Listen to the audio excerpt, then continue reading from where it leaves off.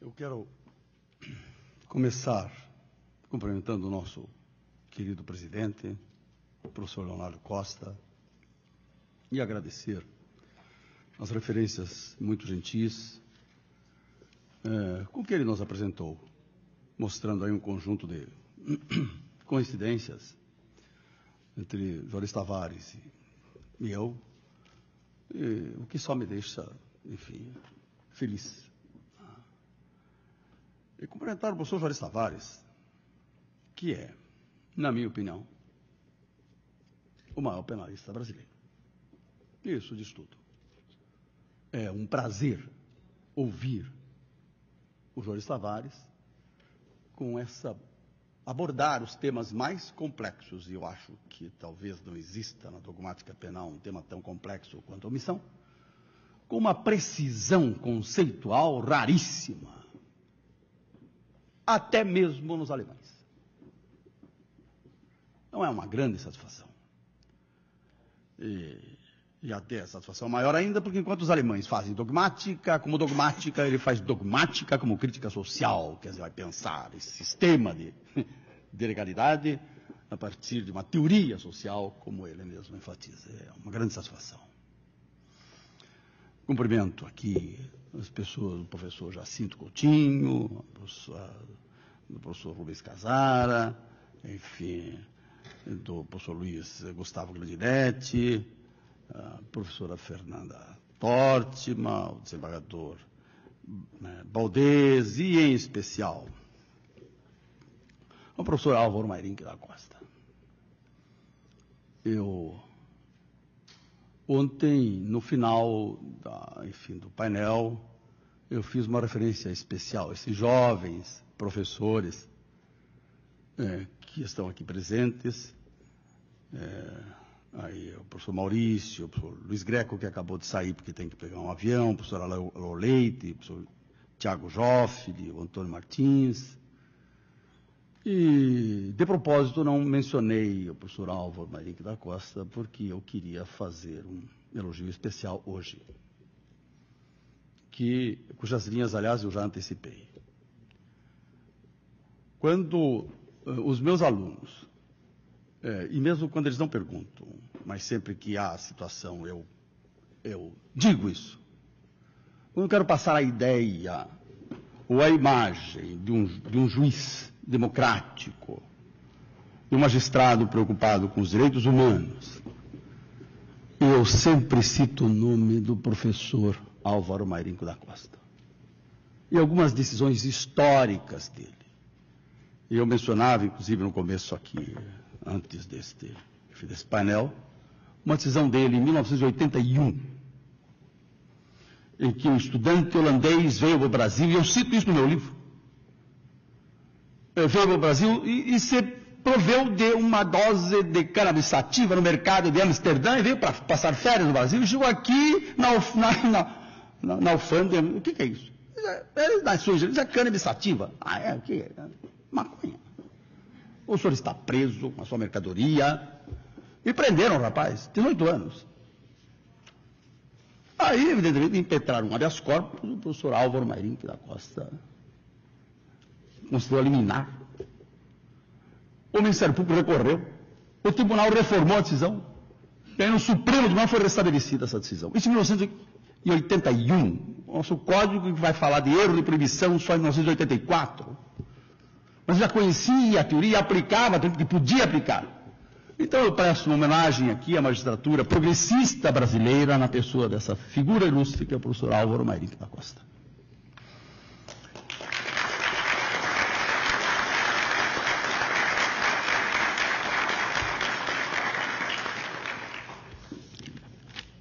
Olha, o Juarez Tavares, quando me convidou para esse painel, disse: você podia falar sobre a retribuição equivalente. Então, na minha hora, eu vou falar sobre... Não é possível falar sobre retribuição equivalente.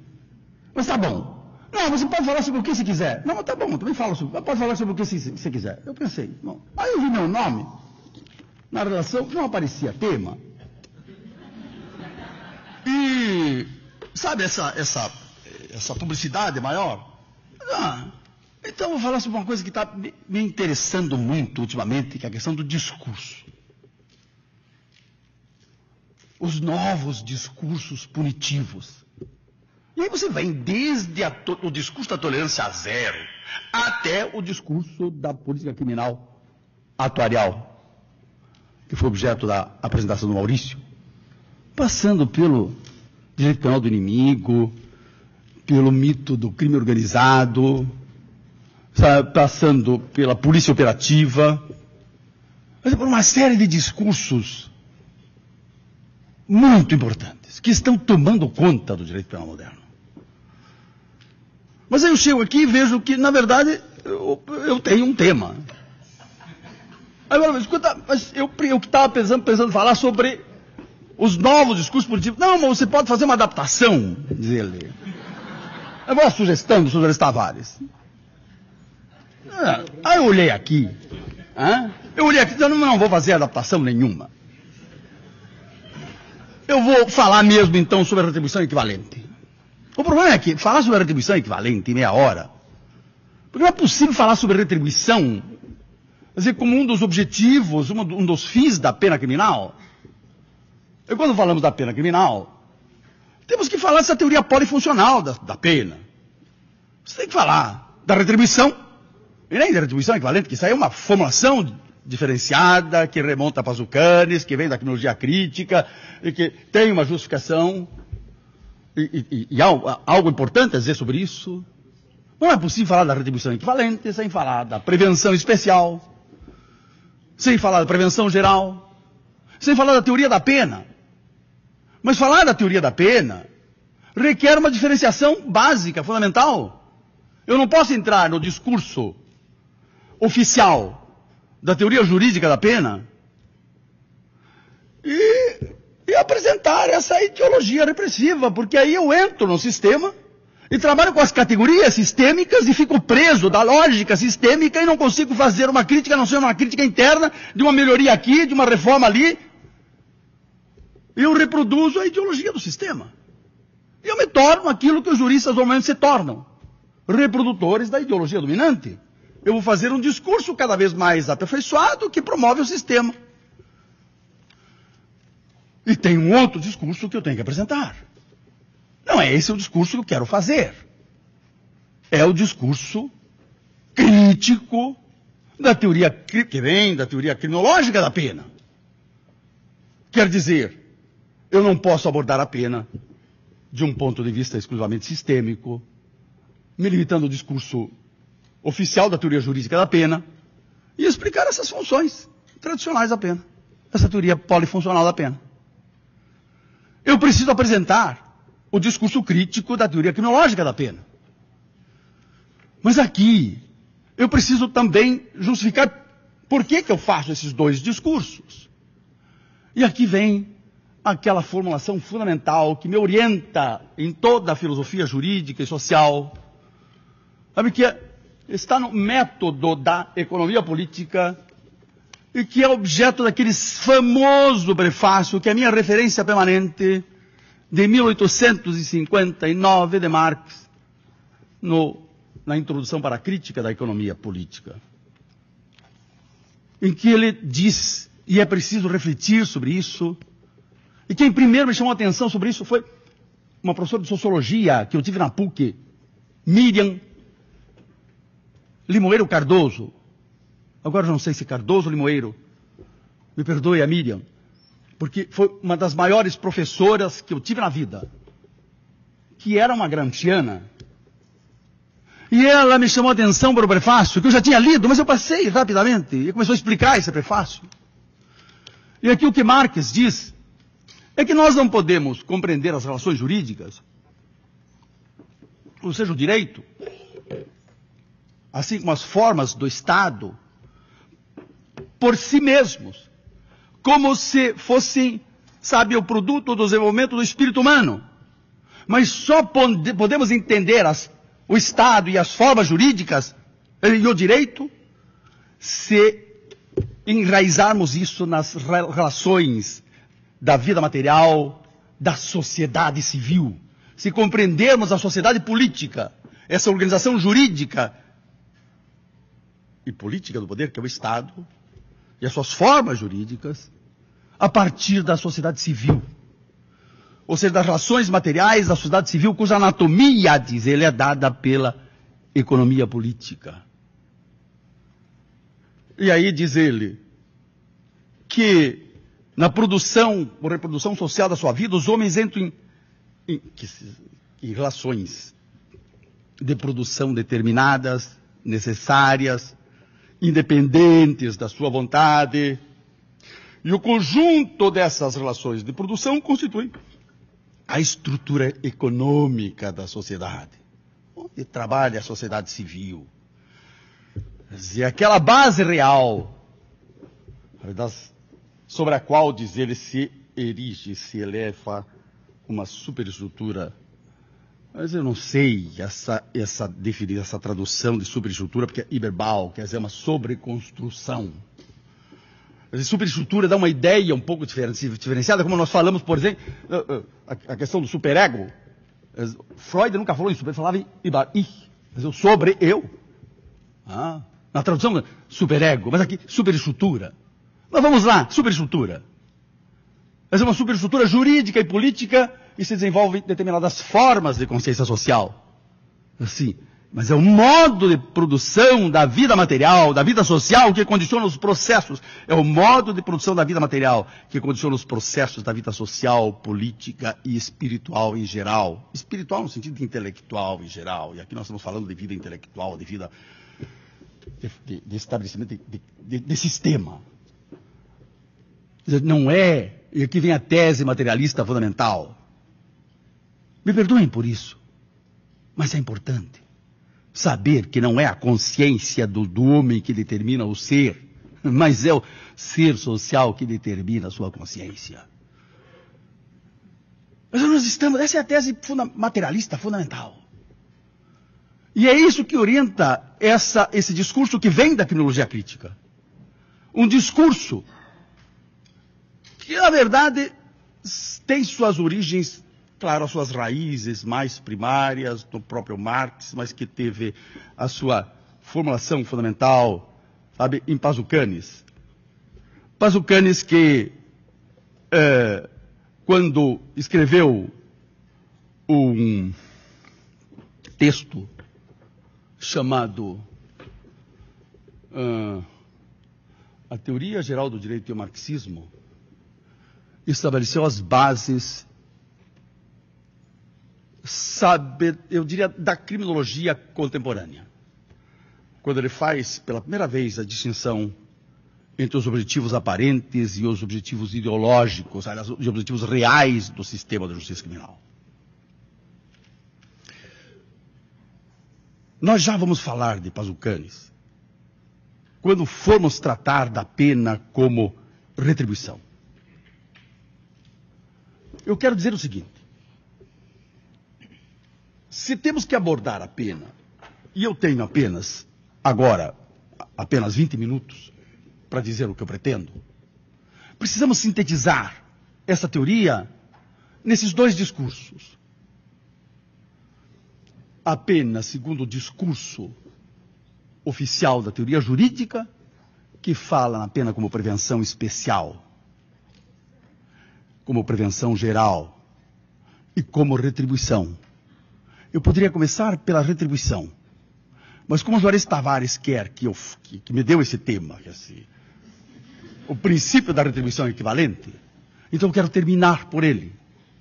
E quero começar por aquilo que faz as delícias do penalista, que é a pena como prevenção. O penalista tem um problema com a retribuição, porque ele acha que é uma coisa metafísica. É que ele não compreende o significado da pena retributiva na sociedade capitalista, que é a forma de punição específica desse tipo de sociedade. Ele acha que é uma coisa metafísica, medieval. Vamos tratar já disto. Eu quero dizer 2 ou 3 coisas. Primeiro, sobre a pena como prevenção, que isso é que povoa o universo do penalista. A pena precisa ter uma finalidade prática, utilitária. Isso nós encontramos na prevenção. Tanto especial como prevenção geral. E os penalistas, nos últimos 200 anos de sociedade capitalista, têm trabalhado com esse universo, de pena como prevenção especial e pena como prevenção geral. Foucault vai dizer depois, no seu Vigiar e Punir, que a história do direito penal é essa história, enfim, da pena como prevenção especial, isso é desse projeto técnico corretivo da prisão, que se caracteriza por 150 anos de proposição do projeto, de reconhecimento do fracasso e de reproposição do mesmo projeto fracassado. E por que isso acontece? A pena como prevenção especial realmente se coloca assim. O discurso oficial apresenta a pena em relação à função de prevenção especial como destinada a evitar crimes futuros. A pena como prevenção especial se destina a evitar crimes futuros de duas formas. Primeiro, pela correção do condenado. E aí o Estado investiu, nesses últimos 150 anos para Foucault, 200 anos para nós, nesse projeto técnico corretivo da prisão. Não o Estado brasileiro. O Estado brasileiro investiu muito pouco nessa área. Mas os países centrais efetivamente investiram, acreditaram na ideia da pena como correção. Encheram as prisões de técnicos, de psicólogos, de assistentes sociais, de advogados. E não havia a ressocialização. Quer dizer, depois de 150 anos, nada funciona. E o Maurício mencionava aquela questão do Martinson, de que nada funciona, nothing works. Nada funciona. Quer dizer, o fracasso do sistema penal. Aí, a quinologia crítica vai dizer outra coisa. Mas que, efetivamente, o fracasso se limita a esse objetivo declarado de correção. Quanto ao objetivo declarado de neutralização, isto é, de contenção, de inocuização, de incapacitação, este é outro discurso que está hoje adquirindo um significado extraordinário com a política da criminal atuarial. Ou seja, de novo volta a ideia de que a prisão funciona. Mas não funciona para corrigir. Não é para corrigir.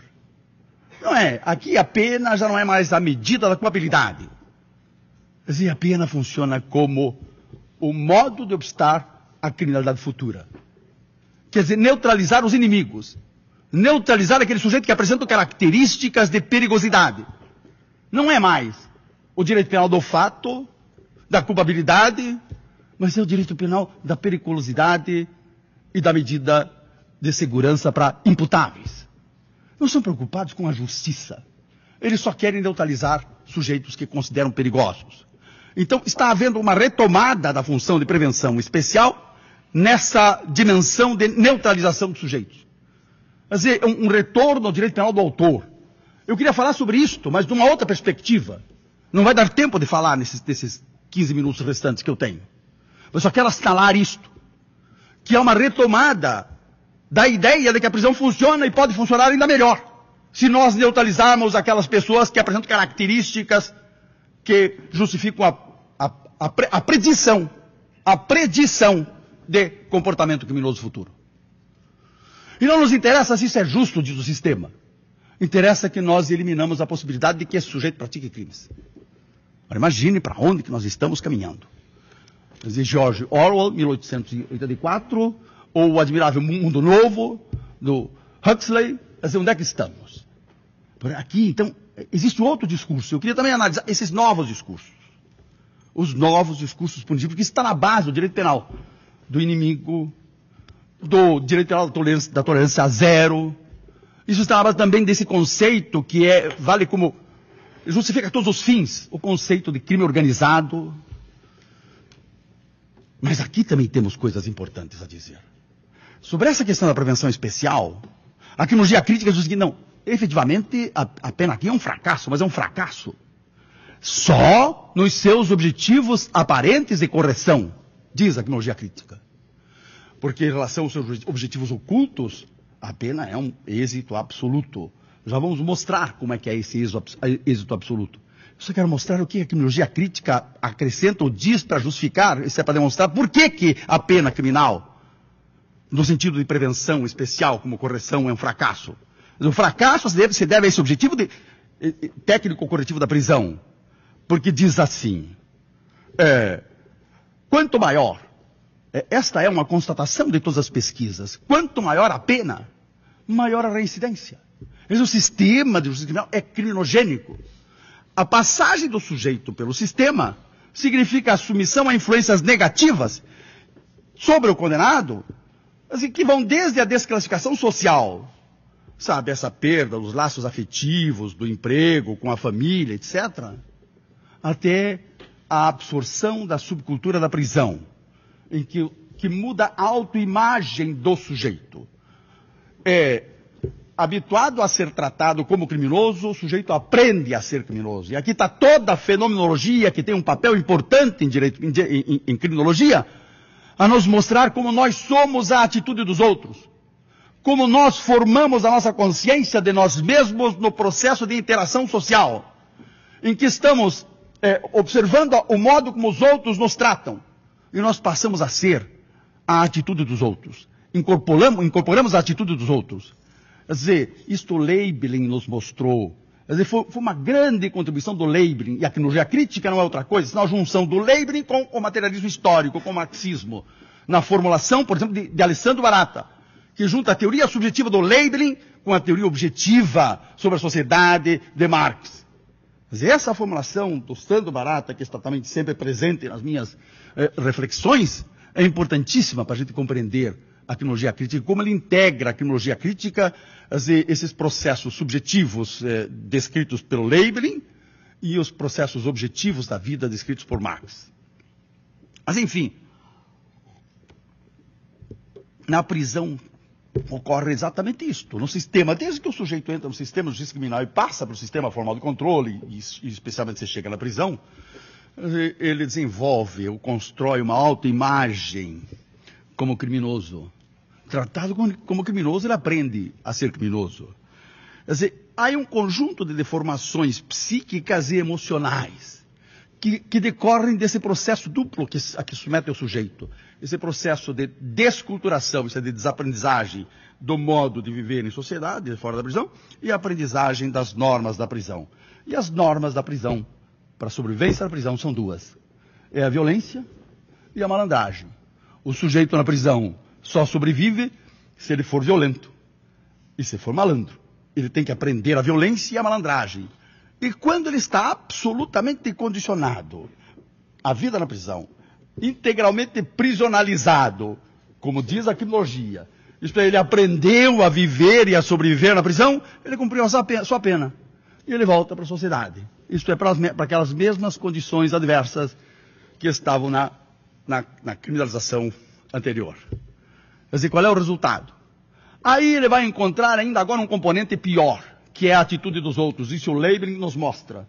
A atitude dos outros, que é uma atitude que se caracteriza por essa expectativa de que o condenado, o ex-condenado, o egresso se comporte como condenado, como criminoso que ele é, praticando novos crimes. Esse é um problema seríssimo. Eu vou parar por aqui. Tem, nesse aspecto, tem outras coisas que eu poderia dizer, mas eu não tenho tempo.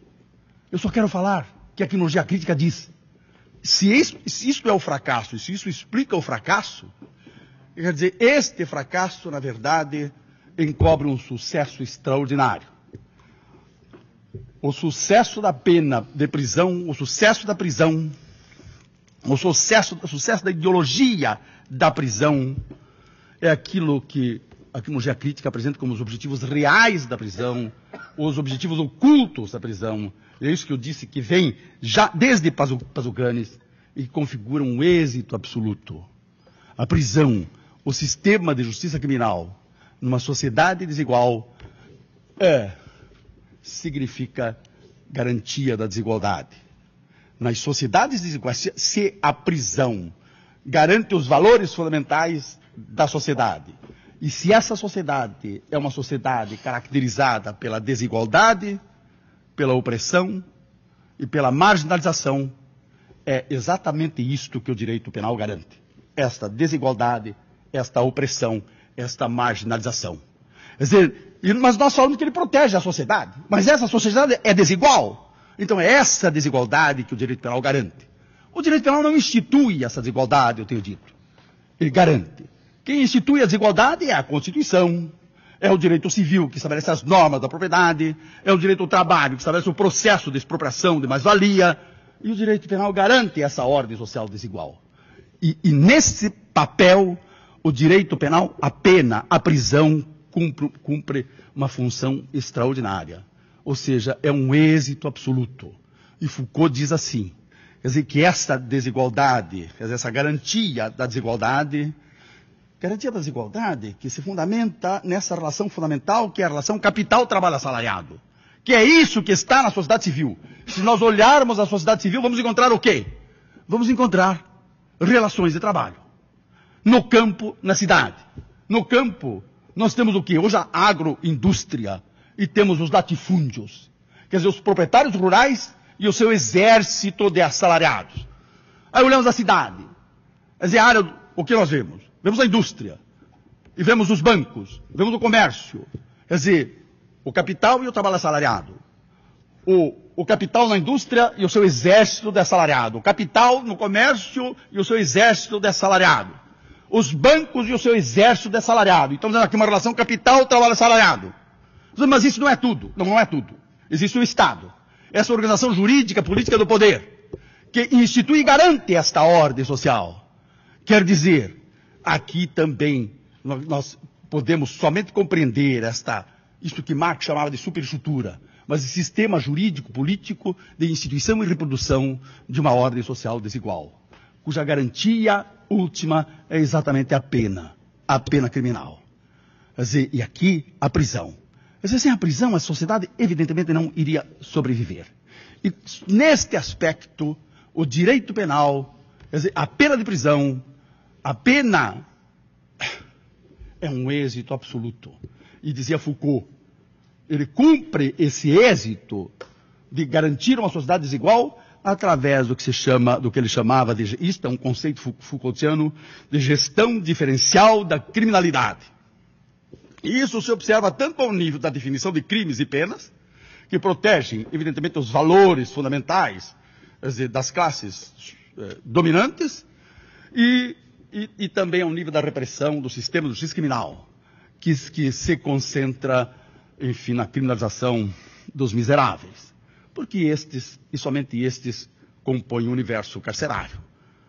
Assim, a única dimensão do Estado que a pobreza conhece é a pena criminal, é a polícia.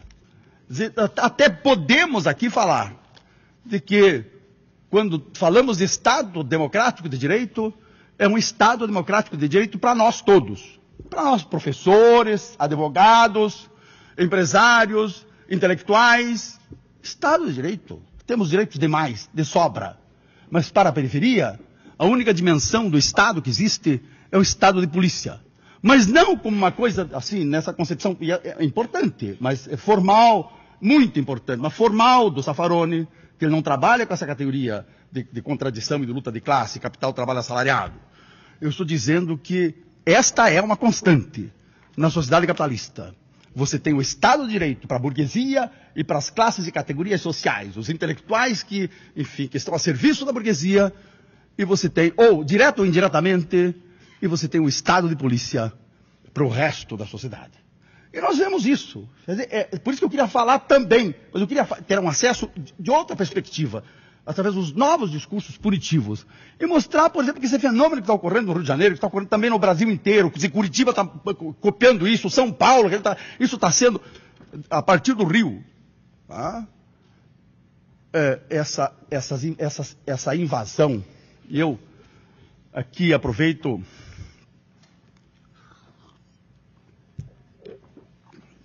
para saudar a presença do desembargador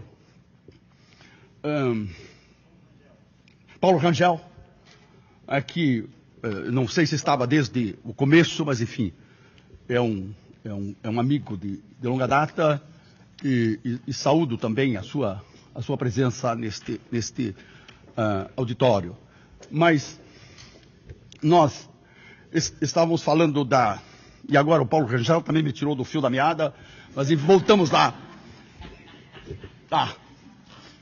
Nós estávamos falando dessa questão, de que Foucault, quando tratava de mostrar, quer dizer,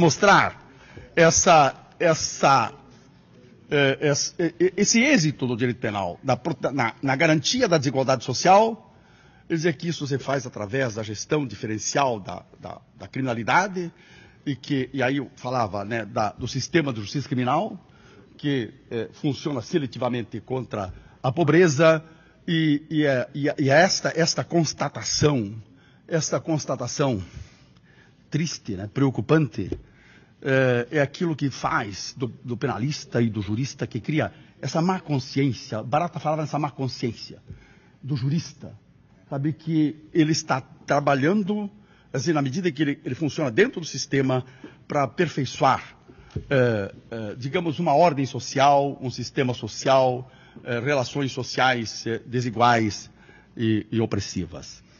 Mas isto com relação à prevenção especial.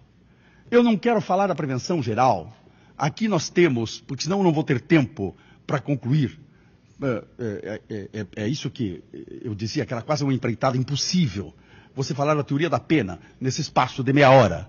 Mas eu preciso falar da retribuição. Eu preciso falar da retribuição como retribuição equivalente. E por que é a retribuição equivalente? Quer dizer, agora abandonamos essa ideologia utilitária que se atribui ao sistema de justiça criminal e que faz as delícias, digamos, do penalista, para trabalhar com um problema que ele não consegue compreender, que é a pena... Quantos minutos para me dizer que eu tenho? Não. Então, que é... Na verdade, eu não estou exercendo coerção nenhuma. Então está muito bem. Que de repressão chega o que o direito penal representa. Então, mas enfim, eu quero falar sobre a pena como retribuição, falar sobre essa função que preocupa muito o penalista. Por que preocupa? Porque ele acha que esta é uma função medieval, metafísica, que na sociedade utilitária por excelência, que é a sociedade capitalista, nós não podemos falar em retribuição, porque essa é uma coisa que não se concilia com o direito penal moderno. O direito penal moderno fala em prevenção especial e prevenção geral, e hoje, na verdade, o grande discurso, e aqui temos outro discurso para ver, é a prevenção geral, não negativa, no sentido de intimidação, mas, porque eles acham que essa não é a questão, mas a prevenção geral positiva, quer no sentido de, digamos, de proteção de bens jurídicos, como, na verdade, o Roxin é uma posição que tem, digamos, talvez, em Roxin, o grande representante, aqui, e eu fiquei muito feliz de ouvi-lo aqui, na sua conferência, porque ele retoma a questão do bem jurídico e coloca no centro do direito penal. Quer dizer, o bem jurídico, eu não consigo entender o direito penal, senão na medida em que protege o bem jurídico, ainda que eu reconheça que esses bens jurídicos são os bens jurídicos, quer dizer, que representam os valores da burguesia, quer dizer, do capital, mas é a única forma de se conter o sistema punitivo, sabe, em face, porque a alternativa, se o direito penal não protege o bem jurídico, então ele protege a vontade do poder. E aí o que a norma instituir, você tem que aplicar. E se você vincula o direito penal à proteção de bens jurídicos, você pelo menos aí pode sustentar a inconstitucionalidade de tipos penais que não estão fundados em bens jurídicos. E aí vai discutir a ordem constitucional, e é importante também essa posição do próprio Roxin, que considera a Constituição como a fonte dos bens jurídicos, fundamentais do bem jurídico. E a Constituição, pelo menos a Constituição brasileira, tem um alto nível de democracia, não é totalmente porque a influência do poder econômico, esse processo constituinte é muito grande, mas enfim, eu fiquei feliz de ver que o Roxin retoma o conceito do bem jurídico como centro para o direito penal, e, enfim, a ideia de prevenção e integração, que ele está ainda naquela disputa com Jacobs, quem é que foi o primeiro formulador da ideia da prevenção e integração, mas ser a prevenção e integração, para Roxin, é num sentido, sabe, de afirmação dos valores fundamentais e, portanto, dos bens jurídicos, e para Jacobs, não. Jacobs não trabalha com a ideia de bem jurídico. Para ele, bem jurídico não tem nada a ver com o direito penal. Quando no capítulo que ele fala do bem jurídico, ele faz até uma interrogação. Quer dizer, proteção de bens jurídicos, ele diz que não se trata disso, que o direito penal tem um outro objetivo, que se trata de estabilizar as expectativas normativas, ele subjetiva isso. As expectativas normativas. Quer dizer, expectativas normativas, evidentemente, das elites econômicas e políticas, mas não do conjunto do povo. Ah, mas eu estava falando, e agora eu lembrei da questão, daquilo que o Paulo Rangel me fez esquecer. Isto é porque o discurso vai, ele tem uma lógica, você não adianta. E a memória segue essa lógica. E eu vou falar antes que eu me esqueça disso. O Paulo Rangel chegou, e eu me lembrei de cumprimentá-lo e esqueci que eu estava falando exatamente naquele momento desse fenômeno do Rio de Janeiro e que está sendo exportado, o importado, quer dizer, importar é para dentro, né? Mas que está sendo disseminado para o Brasil todo das invasões bélicas do Estado, enfim, na periferia. Aqui a invasão da favela do Alemão e das outras favelas, sabe, com destruição de vidas, essa matança institucionalizada. Nós vivemos um período de matança, eu tenho denunciado isso, matança oficial, e não estamos, quer dizer, parece que estamos tão acostumados com isso. Olha, o Estado democrático brasileiro mata mais pessoas do que matou a ditadura. A ditadura matava, evidentemente, filhos da pequena burguesia, das classes médias, isso. Mas agora nós matamos os filhos de pessoas que não... Os pais não têm nome, não se sabe quem, é uma juventude pobre, negra, miserável, excluída. Isso não nos incomoda. Mas estamos matando mais do que a guerra do Iraque. Quer dizer, vivemos um clima de guerra civil no país e achamos isso muito natural. Quer dizer, o que eu estou falando aqui é que aqui está o discurso da tolerância zero. Sabe, é o discurso da tolerância zero, é o discurso do direito penal do inimigo, é o discurso do mito, é o discurso do crime organizado, que está, sabe, essa questão dos discursos. E nós somos presas do discurso, porque o discurso tem um poder constitutivo extraordinário. O discurso, sabe, nós somos escravos da lógica, e esses discursos estão tomando conta. Eles tomaram conta da mídia, dos meios de comunicação, e o que é pior, até mesmo a pobreza, que não entende a razão da sua miséria, assimila esse discurso e acha que o Estado tem que agir assim mesmo. Quer dizer, eles mesmos justificam a sua imolação. Essa é a tragédia, nós temos que denunciar isto.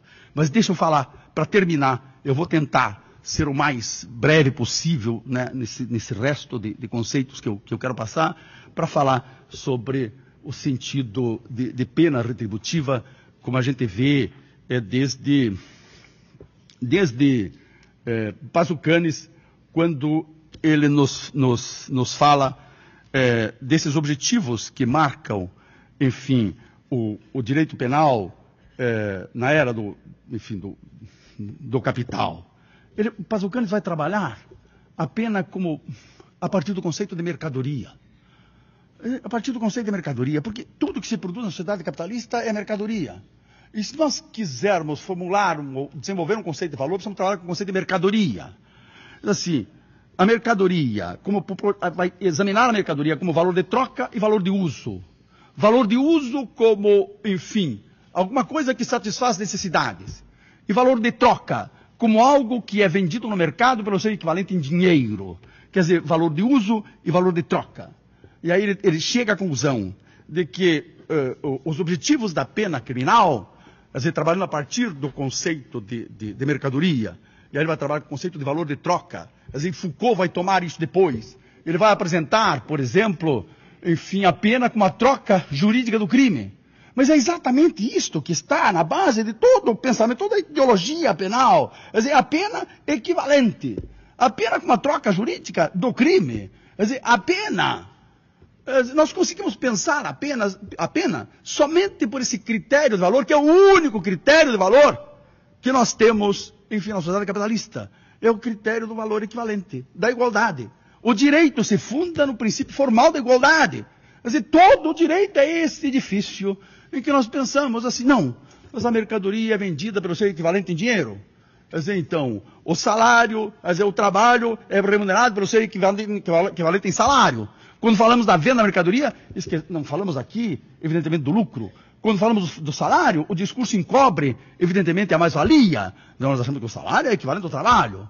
Nós falamos que a indenização corresponde ao dano. Quer dizer, o dano é compensado pela indenização, assim como o crime é compensado pela pena. Quer dizer, a pena funciona como a retribuição equivalente do crime. Diz assim, e é por isso, diz o Pazucanes, que a pena medida pelo tempo, a pena medida pelo tempo, enfim, como retribuição equivalente medida pelo tempo, é a forma específica de punição da sociedade capitalista. E nós não podemos pensar a pena assim, de outra forma, porque o tempo é esse critério geral de valor. Você calcula o valor das mercadorias, isso Marx nos ensina, pelo tempo de trabalho social necessário para a sua produção. Quer dizer, pelo tempo.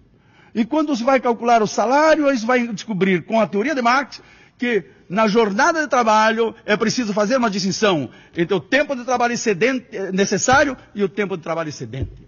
No tempo de trabalho necessário, o trabalhador produz um valor que corresponde ao seu salário. E a partir desse momento, ele está trabalhando de graça para o patrão. Isso que esse trabalho de graça é o que Marx chamava de Mehrwert, quer dizer, de mais-valia. Quer dizer, um trabalho que produz um valor pelo qual ele não recebe nenhuma remuneração e do qual sai o lucro, enfim, do trabalhador, do patrão. Quer dizer, se quisermos entender quer dizer, o salário, precisamos trabalhar com o tempo e aí, na jornada de trabalho, separar o tempo de trabalho necessário do tempo de trabalho excedente. A única ideia que nós temos de medir as coisas é a ideia de equivalência. O direito, segundo Hegel, se funda no princípio da equivalência, da igualdade. Igualdade formal, evidentemente. Mas é essa igualdade que está na pena retributiva, na pena de retribuição ou equivalente. Mas só que precisamos deste adjetivo. Não só falar na retribuição como troca, mas falar da retribuição como equivalente. Com esta qualidade, sabe que conseguimos medir as consequências jurídicas. E é por isso que a pena como retribuição equivalente vai persistir enquanto sobreviver a sociedade de produção de mercadorias.